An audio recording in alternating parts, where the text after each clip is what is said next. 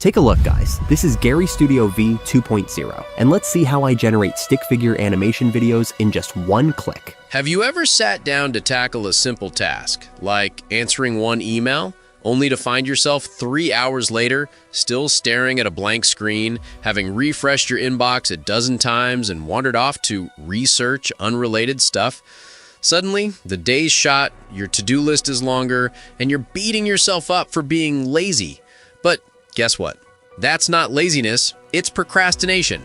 And it's wired into our brains like a sneaky survival hack from caveman days. In today's world, it's amplified by endless distractions, turning small delays into full-blown productivity black holes. We're all guilty of feeding this monster, living in a cycle of avoidance that leaves us stressed and unfulfilled. The truth is, you don't have to overhaul your entire life or become a productivity guru overnight.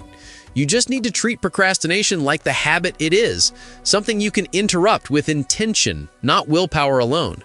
So today, I'm sharing a 48-hour anti-procrastination boot camp. Not to shame you, but to rewire your approach so you can finally knock out tasks without the mental drama.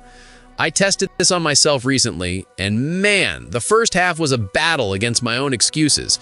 But by the end, I was... Have you ever sat down to tackle a simple task, like answering one email, only to find yourself 3 hours later still staring at a blank screen, having refreshed your inbox a dozen times and wandered off to research unrelated stuff?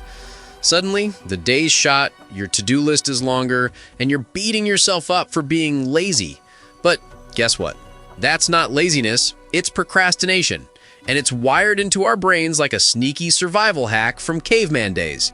In today's world, it's amplified by endless distractions, turning small delays into full-blown productivity black holes.